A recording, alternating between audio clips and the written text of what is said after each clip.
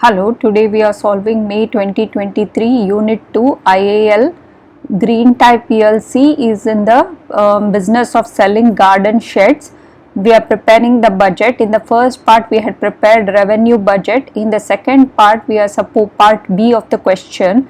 We have supposed to prepare inventory budget for Green Tie Me PLC for each of the 4 months September to December 2023.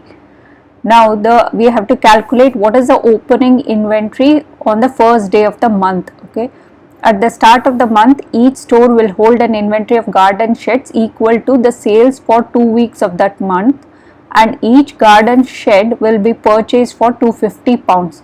So let's calculate the opening inventory that is available on the first day of the month. Okay, so this is in quantity units. We have to calculate how much of quantity they are going to hold in the start of the first day of each month. So they are going to hold whatever is the sales for the 2 weeks of that month, they will be holding as the inventory. So 8 into 2 into 24 stores, that is going to be equal to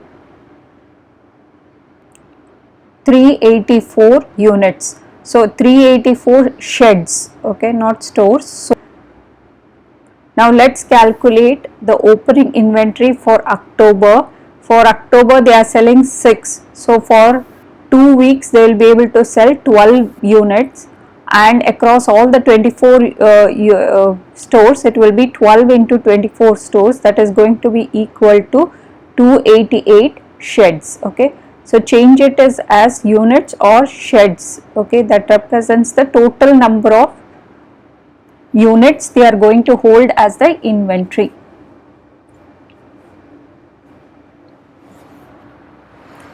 Let's calculate opening inventory for the month of November. In the month, per week they are able to sell 4, which means in 2 weeks they will be able to sell at least 8 sheds. Okay, and across all the 24 stores if they hold, it will be equal to 8 into 24, that is equal to 192 units.